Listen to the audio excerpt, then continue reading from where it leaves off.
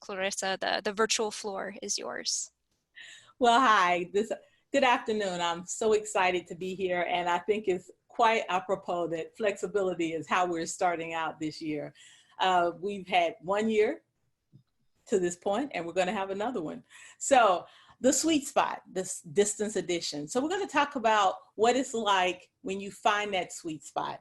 So it's that synergy, it's that energy that when the moment hits, and then you change the slide, and then from that point, it's a moment where baseball takes over. Now, what does baseball have to do with language learning? Well, sports has a lot to do with language learning, trust me. So this sweet spot is that one little spot there where when the baseball player makes contact with the ball, that he takes advantage of the physics move, the impulse momentum theory. And what is that? That's simply that moment where the student gets it, when the teacher knows that the student gets it. And so I'm using this as an adage just to show that you can have your sweet spot in anything, not just sports, not just language, not just dance, but in a number of items. And here's the catch. The best part in language is that it is not a question of if your students will hit the sweet spot. Next slide. It is when they will hit the sweet spot. So you have to have your students identify their sweet spot and help your students to set the goal. So it's the crack of the bat, it's the catch of the Frisbee, it's the crossing the finish line. For us, what is it? It's our proficiency level, it's where our students are. So are our students, they walk in, are they novice? Are they walk in novice mid? Do they walk in intermediate low, intermediate mid? It all depends, but you need to help your students to identify what their sweet spot is and what it is. What's under each category? So can they make a sentence? Are they only able to repeat what they heard? What's the next spot? So that they can hit some PRs, because we all know in sports, PRs are all things. In language, PRs are every single time we get a different one. So this is the ACTFL guidelines, which shows you the different levels, the proficiency levels. And those are important for you to internalize so that you can help your students to internalize. So they'll know if they're going the exact route that they need to go. If you'll go to the next slide. I think that the goal is set up. If you go to the next slide, you can see where the eyes are focused. Where the eyes are focused, where you are at the sweet spot. You want your students to be engaged. You want your students to know exactly where you're going to be. And then if you go to the next slide, I'm going to switch sports. Look at the student interest. Of course, it's a dog, but it's a student interest and relationships that will be key in 2020.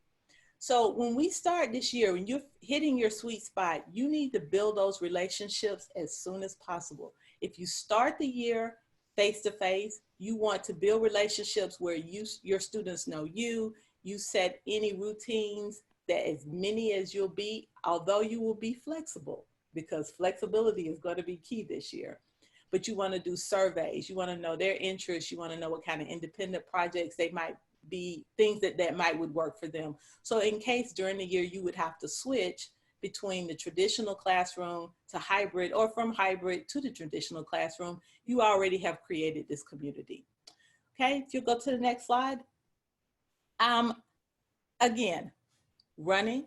Notice that I have a lot of sports metaphors, and it's a reason, because I don't want us to figure out that, or to feel as though our sweet spot is just in one thing. We need to help our students to understand that they're going to be able to communicate about all of their interests in the language, and that's what the goal is. They run because it is a feeling of living. You speak a language because you have a feeling of living. You can connect with students. You can connect with others all around. So as a teacher, you want to make sure that you share this with the students. And at the end of the day, you don't want them to give up. So I put the last one that says, I'm a distance runner, because distance runners tend to not give up. Language learners need to not give up, because if you give up too soon, you miss the sweet spot. And then what you need to do is help them understand that it is a long race, that it is a race, but it's not a moment. But within the race, there are many moments. So if we'll go to the next slide, I asked students, learning a new language, what does it mean to learn a new language? Well, you have to have the sweet spot in the mind. It is optimal to maximize longevity because we want to make the mind. And we want to make sure that the training load is appropriate. So when I asked my students that question, ... next slide, my students gave me a long list. And these were not just my students, these were some coworkers as well. Notice that there's an ebb and a flow, and the ebb and a flow. It's challenging, hard, exciting, exhausting, fun, challenging, journey, difficult, but satisfying. Lit, for everyone that doesn't know, lit means it's cool, it's awesome. So lit is a piece of the language. It is a piece of having that sweet spot. But if you'll notice, it's a lot of starts and stops and starts and stops. And that's what learning a language is. The language goal is for that student that you can keep engaged to get them to fall in love with it.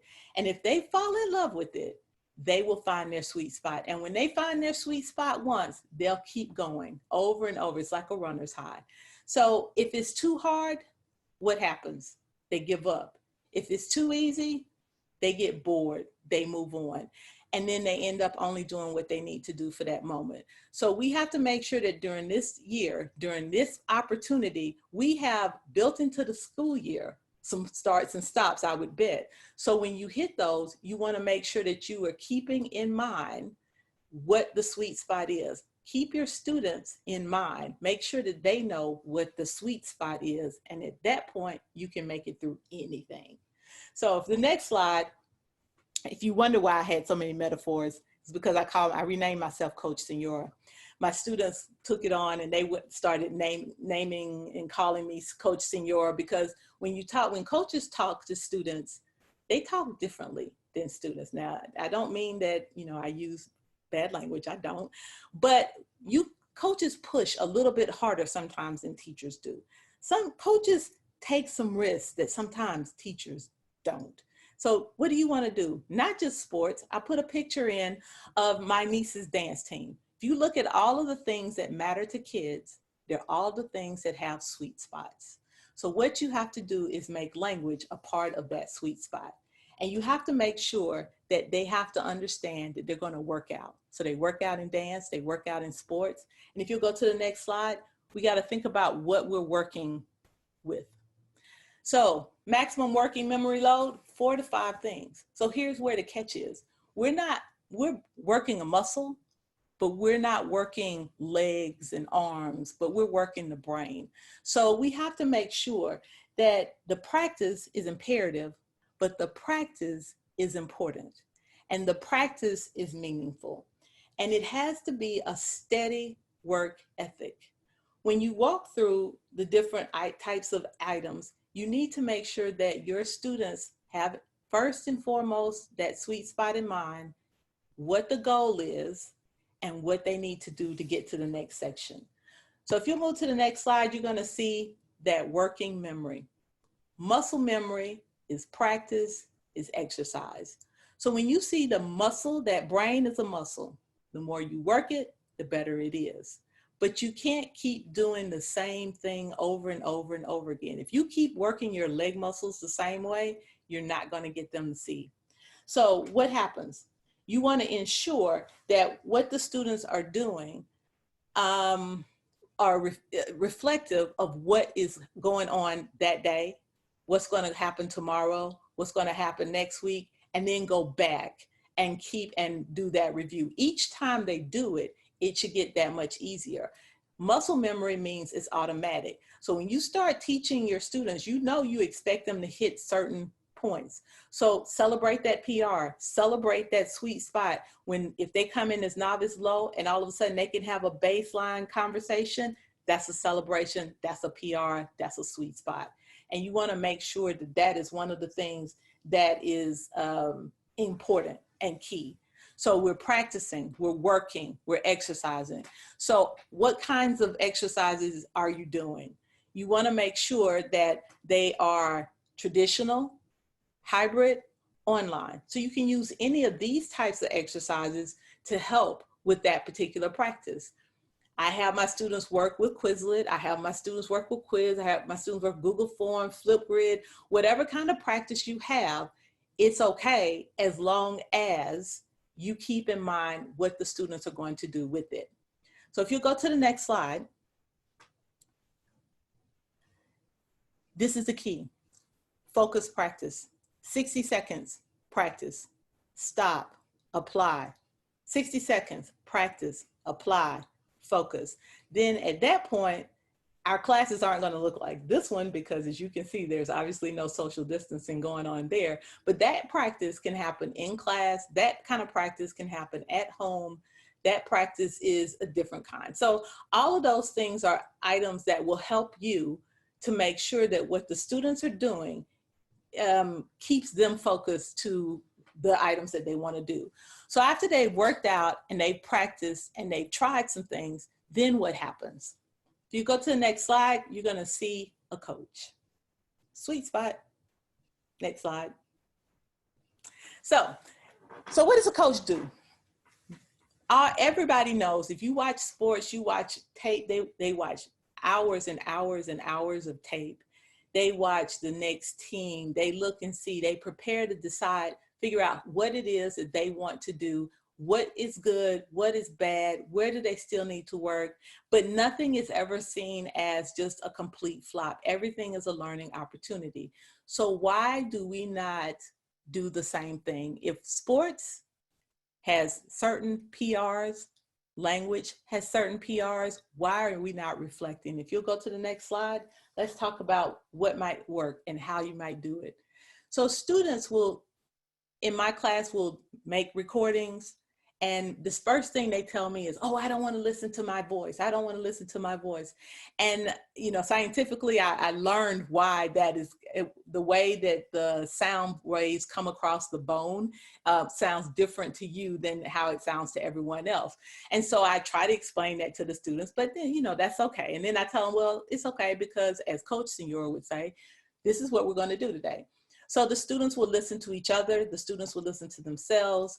They have a checklist which tells them for specific things to listen for, and always begins with, is it comprehensible? Does the person understand? Did they answer the question? And then we move on from there. And then they leave 2 comments for their classmates so that they know what it is they need to do to move to the next level. Okay, so learning without reflection is a waste of time, because remember we had the slide up where we talked about the muscle memory, and we had the truck and how much they could retain. So if they only hear it once and then it's gone, or you put a grade on it, you put feedback and it's gone, that's it, it's gone, it's there for that moment. But we can only hold 4 or 5 items in our working memory. So each time you go back to that memory, each time it reinforces what we do, building up the brain and giving us that muscle memory. Go to the next slide. So this is we take a day and the students spend time with different items. So if you look at the things, the strengths that they have, the strengths will cover the weaknesses until the weaknesses become stronger, which brings us up to the sweet spot. They help you and your students to discover and find their sweet spot, because they know what is good and they know what is bad. And it's not like, oh, I just didn't do well. I didn't do well because, or it was a bad day. I was unfocused. And so therefore tomorrow I will be. And it changes the attention. It changes the conversation. And it helps you to direct your students in a more thoughtful manner. Okay, if you'll go to the next slide. So, I mean, here it is right here. If you're reflecting on nothing, that's dangerous. If you're learning without reflection, it's a waste, because it's so many things that help to inform your practice. Your students can help inform you to help inform the practice. So it's not just a flat number for the assessment, but it's all of the feedback that goes with it. And those are the keys that make learning that speed helping the students move to the right spot in terms of where they need to be. But after we practice and after we reflect, there's a couple of things that happen. If you go to the next slide, the portfolios are really key because this is a long-term reflection activity. The students will keep a number of items, the audios, the writings, the pictures, the photos, and they'll go back and forth and they can see their growth. They can see their sweet spot beginning to form. And at first it's small and then it gets a little bit larger and then you move on. So if you'll go to the next slide. Sorry, this is big. So each time you see sweet spot, you should know that means pause. So we had a sweet spot where we talked about working memory. We had a sweet spot when we talked about practice and exercise. The last sweet spot was a reflection. So I don't know about you, but there's a point after you work and work and work, you worked out, you become physically tired. And it doesn't matter if you're exercising a muscle group, meaning a leg, arm, shoulder, calves, anything like that, or if you're exercising a muscle group like a brain. So if you'll go to the next slide, there's a moment where everybody has to play. There's just a moment where everybody has to play. So think about it. Coaches give players a chance to regroup because they become overwhelmed. And if they become overwhelmed, they have a harder time to refocus. Depending on where your student group is, some students have a higher frustration tolerance than others. Students that have a lower frustration tolerance might need more play. And when I say play, I don't mean on the slide board, although sometimes that might be good too, but it might just be a game. It just might be a different kind of activity, but just something which gives them the sensation that they are playing, that they can get a refresh. And the best moment is when they're playing and they're learning and they don't realize it. And I know we all realize that moment because that's the moment where you just sit around and you as a teacher, you're like, oh my goodness, that's my sweet spot. So there's so many activities. There's so many sources. The one that's pictured here is GimKit, which many of the students, they would beg me to play it. And so we would have to I would have to figure out ways to incorporate it so that the students would work well with it. Okay, if you'll go to the next slide. So that's the look you want. That's the little relaxation. It's vital. It allows our students a few moments to have their subconscious to refocus, to come back, to lower the frustration, and then move on to the next section. Because if you don't have enough play, if you'll go to the next slide. Now look at that focus there. What happens here? If you don't have enough time to play, they actually almost mutinied when I said, okay, playtime is over. They were putting together a puzzle. They were all speaking in Spanish. Some were speaking more words than others, but they were all focused. And they came back and then they refocused. And then I said, okay, when we go to the next one, we'll have time.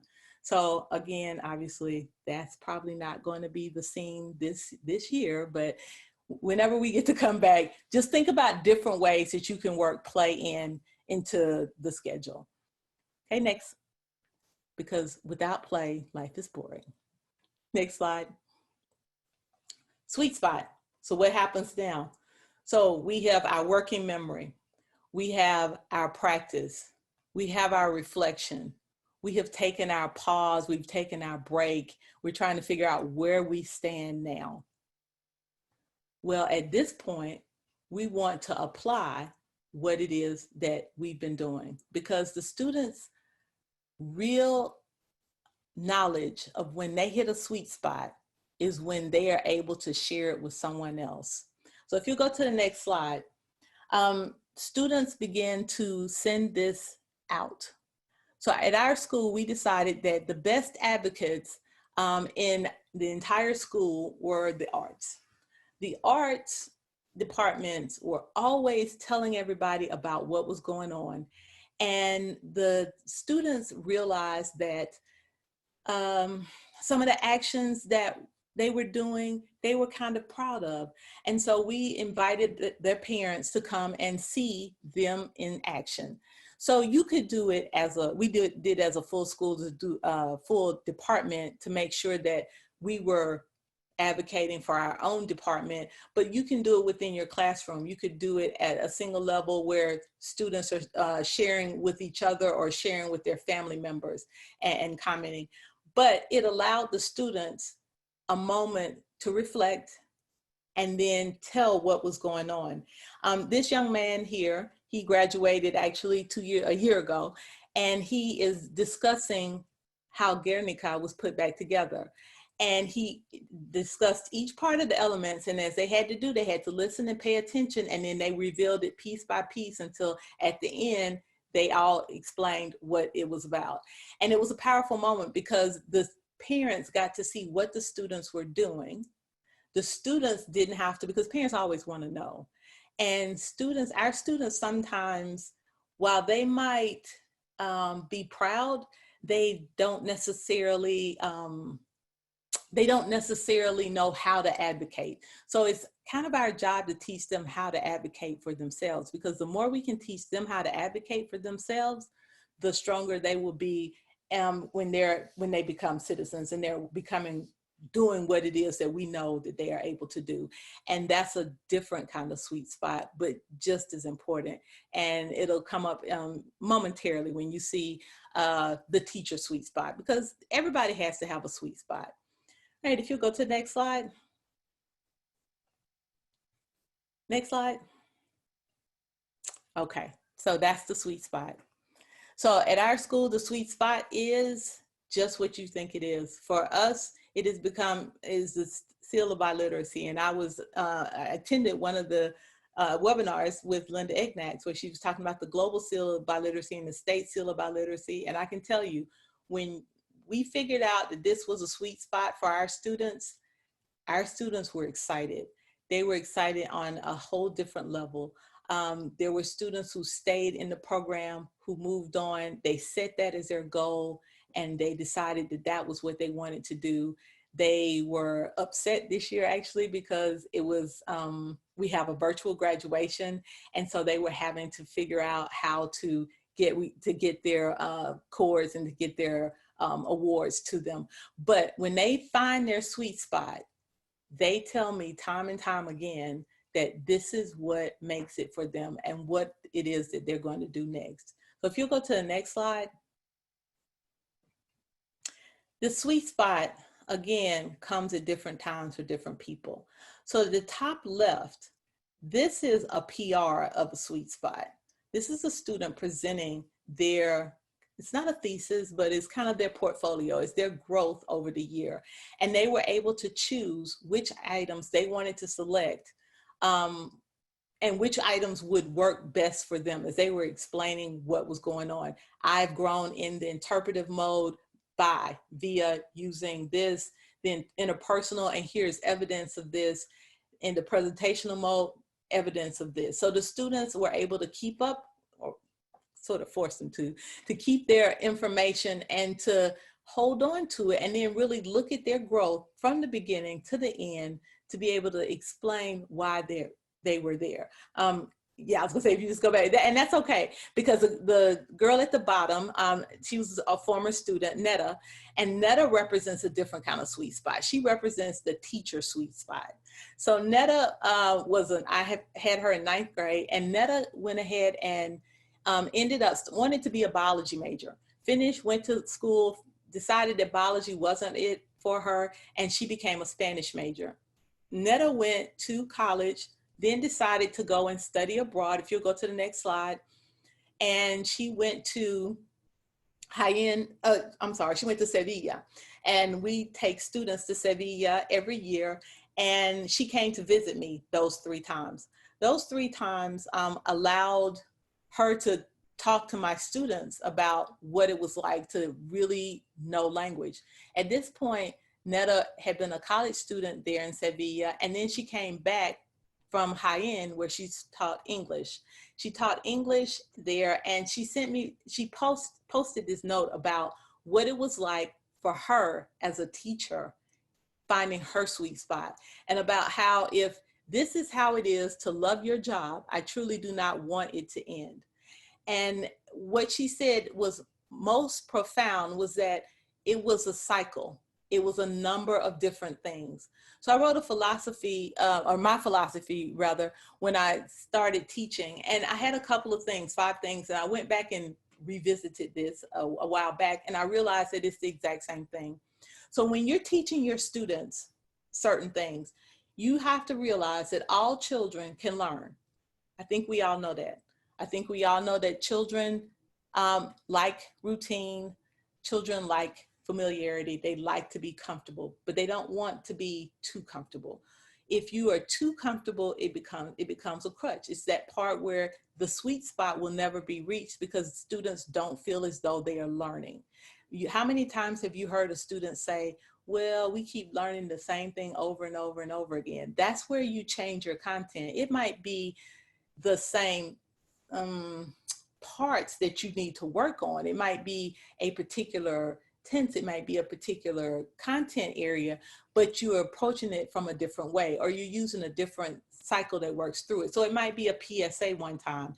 The next time it might be a presentation, meaning a live presentation. It might be one-on-one with you as a teacher, but it keeps repeating so that that muscle memory becomes the thing that is key. The second thing was to challenge each student, providing relevant and as a result, interesting material. My students are always challenged in that they know that whatever is going on in the world is going to go on in our classroom. Meaning, January 23rd, I had my students reading about coronavirus. Now, of course, I did not realize that that would encapsulate our entire lives, but the students know that if there's something going on that is important in the world, we're going to talk about it in language, because talking about it in language, no matter what level, Spanish 2, Spanish 3, AP knows that they're going to talk about it, but it doesn't matter the level, that the students want to learn language so that they can communicate with others. And they don't want to necessarily always talk about, I like, this is my favorite. There's a place for that, but you have to make the material challenging. Remember we talked about it, if it's too boring, it doesn't challenge. The students don't feel as though they're learning, and therefore they're not going to hit a sweet spot. And then as students grow and develop with my assistants, and as your students grow with your assistants, I take it on as my classroom is my house. Their classroom is their house. And within that, you have to make sure that it is completely risk-free.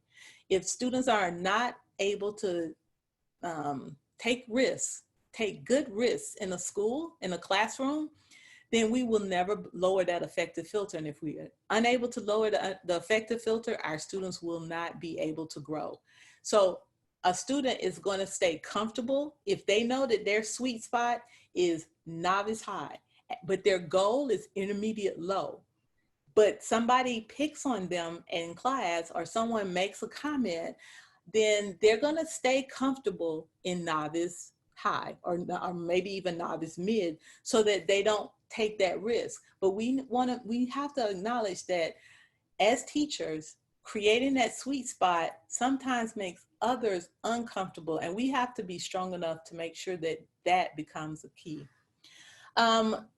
Finally, lifelong learner. Lifelong learner is the key.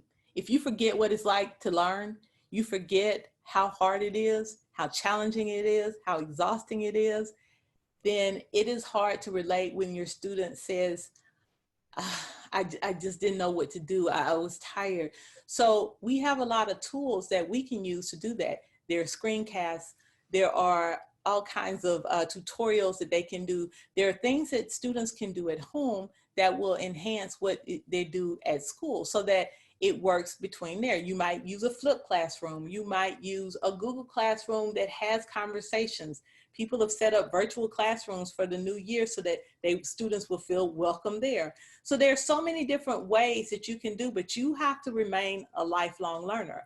And that means that's going to challenge you to jump out and find your new sweet spot, because wherever your sweet spot was, it may not be there in August. And then finally, and most importantly, you want to make sure that you love and respect your students, no matter who they are, where they come from, whatever their beliefs are, because a student that feels loved and supported by their teacher is a student that is going to step out and is going to hang in there when sometimes it's a little bit tougher than maybe for another student. So in terms of the sweet spot, it's just that. It's different for each student and takes some students longer than others, but they all will get there to the sweet spot. If you'll change the slide. Next slide, please.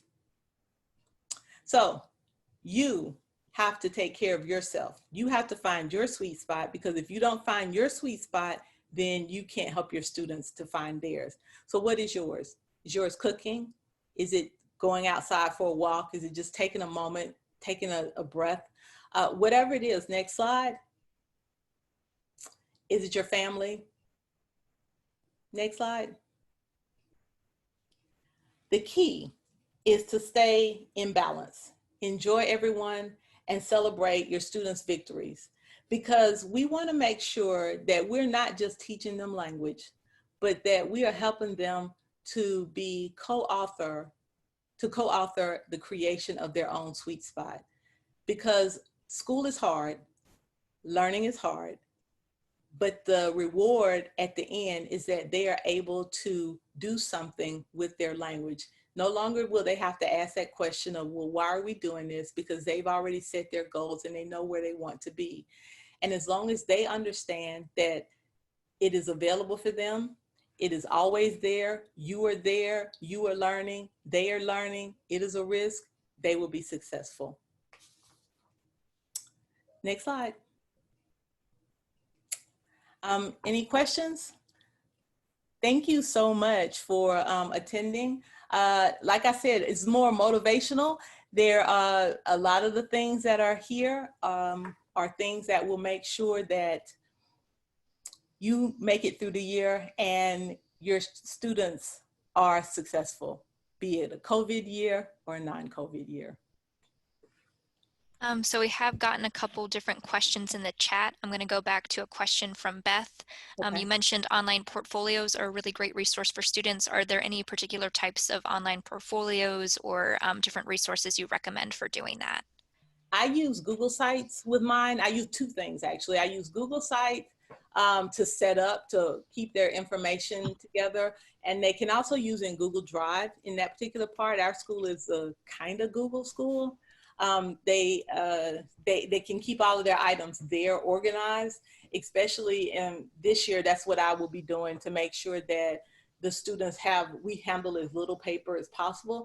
And I also found that it keeps the students organized with that particular section.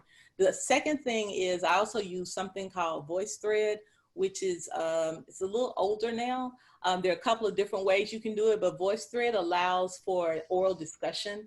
So the students have had, when they've done their portfolios and they wanted to share and they wanted to have someone reflect on their growth and did they hit the right point, they use the Voicethread tool. They would load everything into the platform. They would record over as they were narrating, as I was doing here.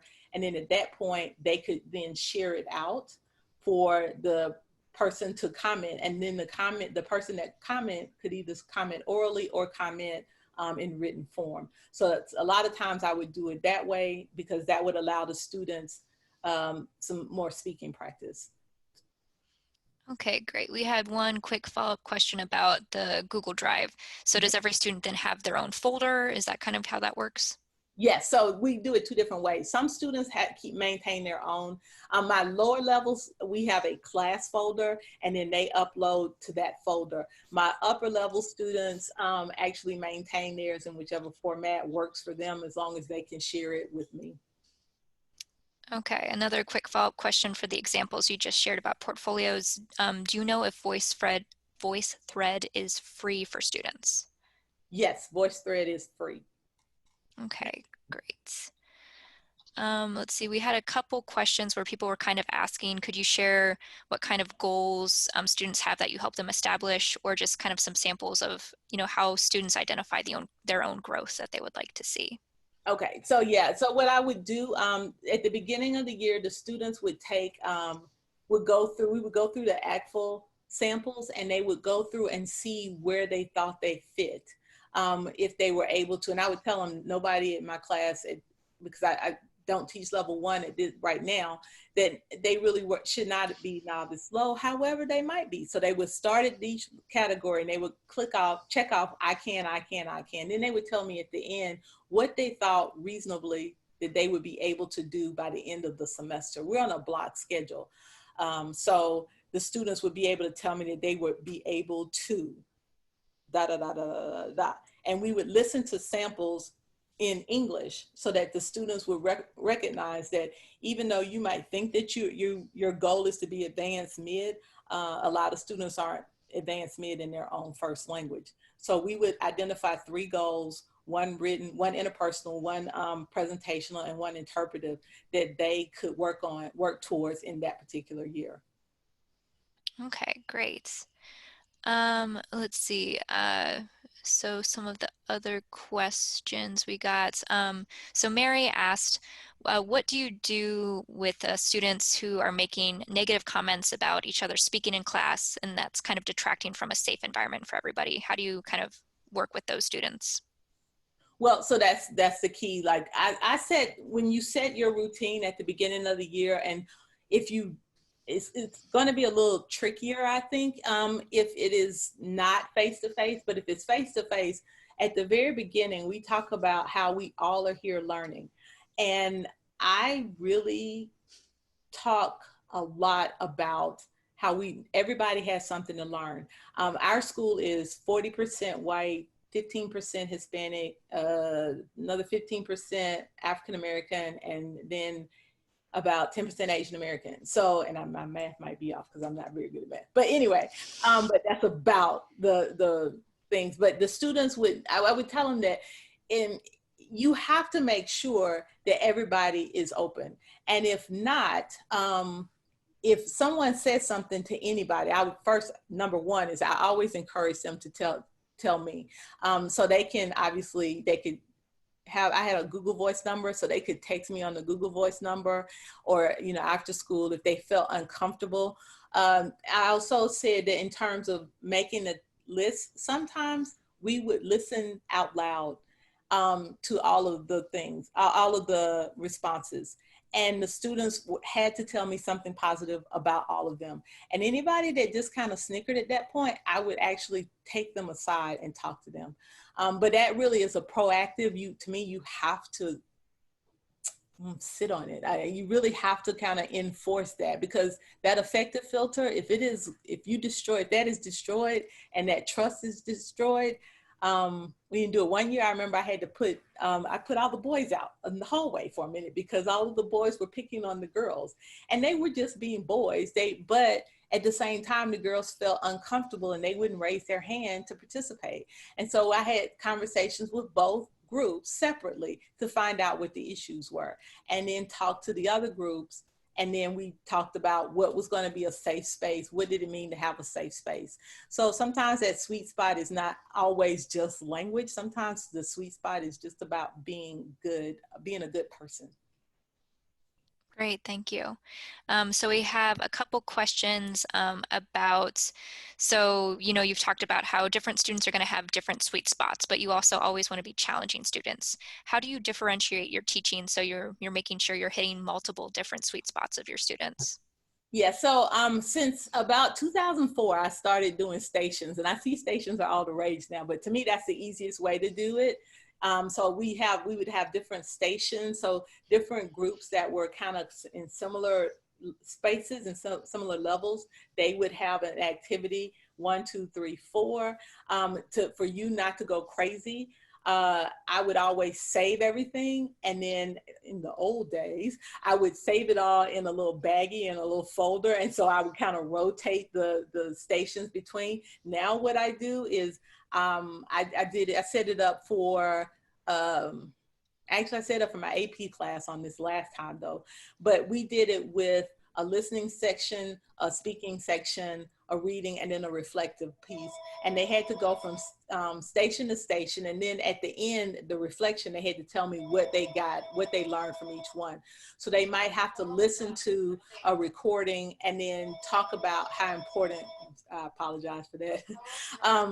But they would have to talk about what they understood in the audio section. And then they just had to hit the basics. My Spanish 2 level students would hit the who, what, when, where, why. And they always knew that those were the key points. They had to be able to get the gist.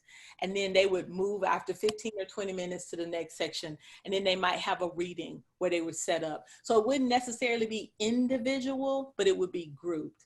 In the spring before we went on our COVID break, my students actually had what was called Flexible Friday. And this was, I promise this was the first time I'd ever done it, but I promise you it's not the last time. They set up a schedule on Friday on what they wanted to work on each one and what was going to be their evaluative piece for that day. It was the most wonderful thing ever. The students they had a copy and I had a copy. I approved of their schedule and they sent it to me automatically by email. And then we also had a physical copy. And they would come in on Friday and they would say, okay, it's Flexible Friday. I'm working on blah, blah, blah, blah, blah. And they would go and I think they worked hard on Flexible Fridays and they done something. And of course I approved what it was that they were working on. So they had certain days, certain Fridays where we were all working, and then there were certain Fridays where they had Flexible Friday. Now I may have talked too long on that one, sorry. No, that's all good.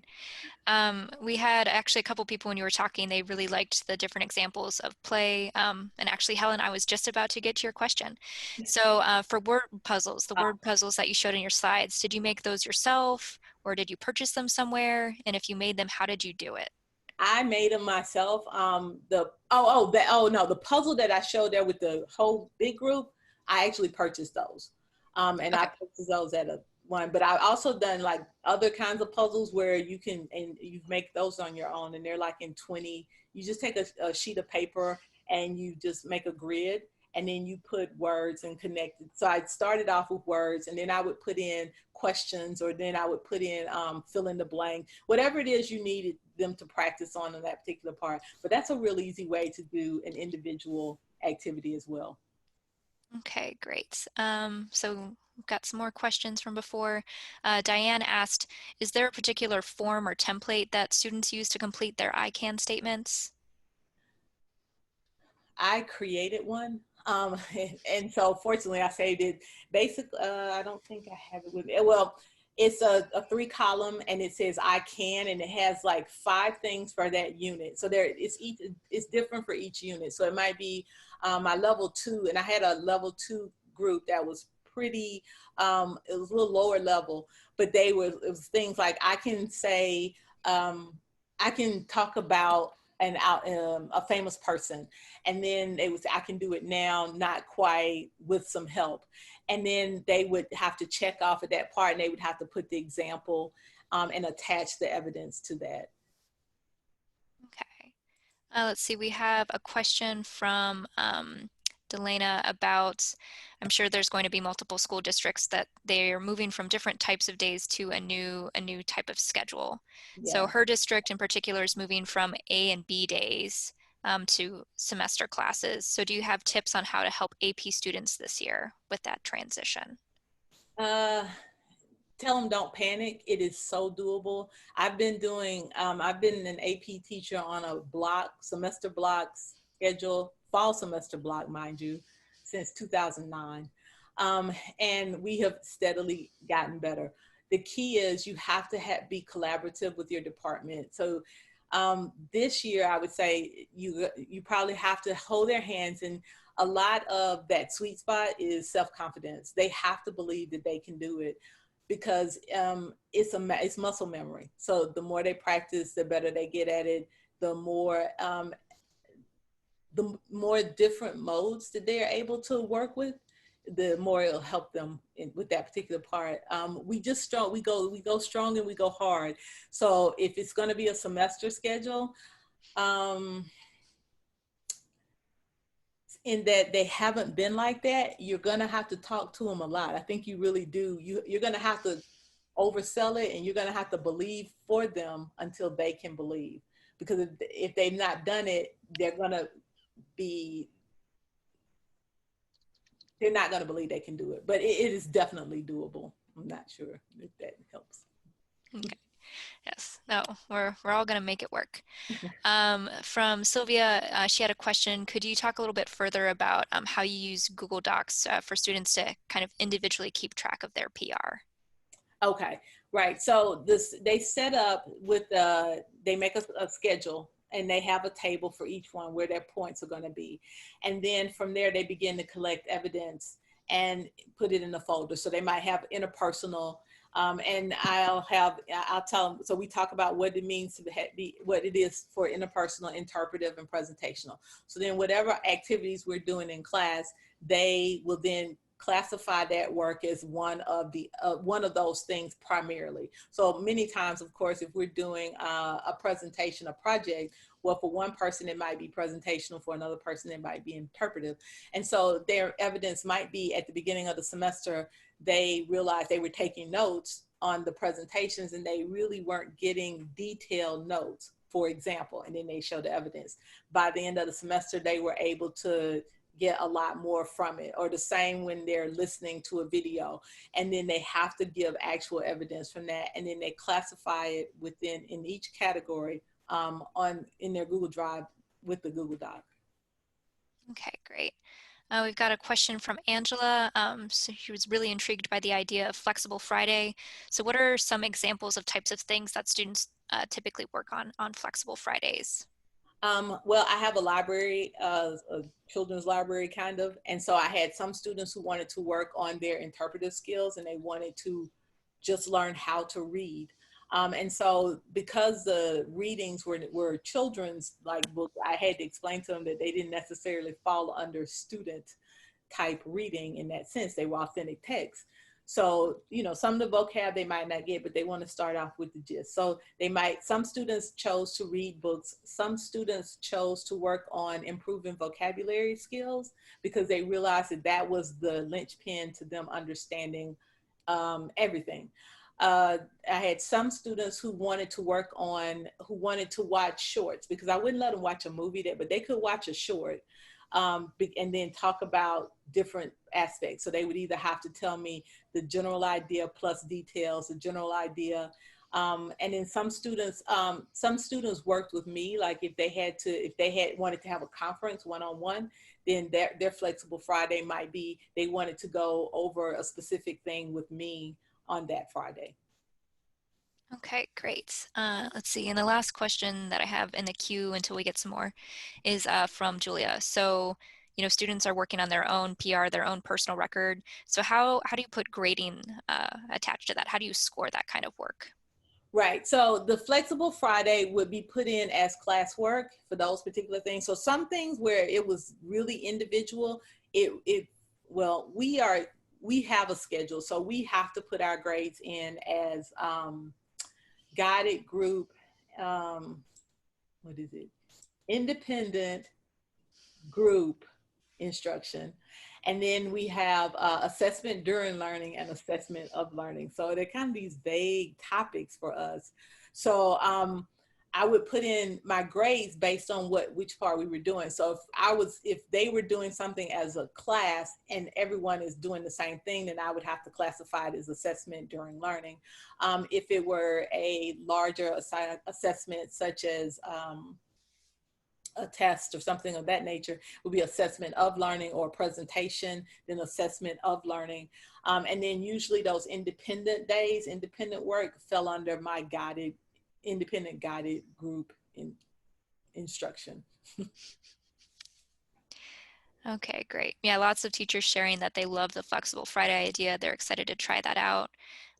We have, a few more minutes. Any final questions? We realize other people have some commitments at 5 p.m. or whatever your time zone is, so we understand if you have to depart. Yes, Angela, please go ahead and share. Got another question in the works about Flexible Friday. Fridays, yeah. I tell you, it was awesome. I was kind of surprised that it worked as well as it did. And even the kids that, like, there were some kids who wouldn't come to school on Friday, and I mean, like, they wouldn't come not to my class, but they just didn't come to school on Friday, but they would still turn in their reflection for their Flexible Friday. Clarissa? Yes, ma'am. You know what? In our school, we have the same idea, like a flexible Friday. Mm-hmm. It's the school in charge of the schedule. So you set up the Flex Friday by yourself or by your school? No, I did it myself. So I did it. I tried it as, for that class. Now on Friday, I mean, we just have a regular, because we're on block and we have, X number of minutes, it went all the way through. But see, with a 90-minute block, the Flexible Friday helped a lot because the students would come in and I would tell them, unless they were doing something that was of a test nature and there was nothing that was going to be of that nature, they would have to have at least 4 different activities to work through. And then, but they realized that if they came and talked to me and they could show me what they were doing, but they needed more time, then this was their opportunity. I would say, okay, well, you can give 10 more minutes on this and we'll move this Flexible Friday to the next week. And every single thing they were doing, they realized was actually practical for what it was that they needed to do. Thank you. You know what, for our schedule, before the COVID-19 outbreak, we're supposed to have the Flexible Friday. That means the students, if they have a great grades, so Friday, it's like their makeup day, so they can leave, they can be dismissed earlier. Well, only the students who need special or individual help, and they can stay in our classroom. Oh, okay.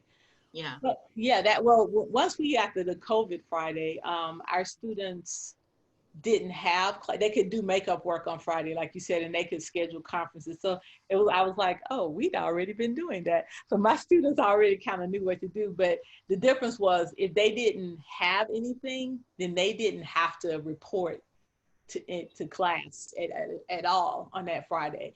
Okay. They could come for a meeting if they wanted to. Of course, when we were in school, everybody had to do something. So it was different. That was the difference in that. That's a great idea. You may think about to have a principal license. Let's see, we have one more question from Angela. So could you give an example or two of students, how they improve their vocabulary during the Flexible Friday time? Okay, so we would set up specific things. Like on Flexible Fridays, the students would start off, they would have a base. They might try and read a story, because usually we did vocabulary measured by a reading or by, interpretive. So it was either by reading or by listening, by an audio. So they would watch X item on the screen, on the video, or read a book that was pre-selected, and they would go through and they only had a certain amount of time to read it. So they had to read it and then tell me what it was about. And they could either tell me about it orally or tell me about it in written form within a prescribed amount of time. And then they would go through the review. They would go through actually 2 weeks. And then they would, because usually the vocab was a 2 or 3 cycle. So they would do it 2 times or 3 times. And then they would go back and reread that same book, or they would listen to that same audio. And then they would tell me what were the words that you learned that now are no longer a problem for you to understand. And so they would be able to tell me that part. Okay, and then just 1 or 2 clarifying questions. Mm-hmm. So with Flexible Friday, is the personal record, is that updated every Friday, or is it updated with every lesson? No, it was it depends. Everybody had to turn in a reflection every Friday of what it was they did and what they learned, and whether or not it was a ending assessment or if it was a continuing assessment. If it were an ending assessment, they were assessed at that point on that particular, as that grade. If it was a continuing assessment, then they would be assessed on that later. So the last part that we were getting to, but then we kind of got a hiccup right there in the middle of March, was that I was setting it up to make sure that they were going to hit the same number of rolling assessments versus ended assessments. But we were in the middle, so that part didn't really come to fruition. Mhm. And one last question. So do students ever share their Flexible Friday projects with the class? Do they share them with each other? They shared them with each other, Okay. but we didn't get that far in terms of the end of the year. That was the plan. Yeah. Yeah. So great, Clarissa. Yeah, it has been a wonderful, excellent presentation, very helpful for everyone.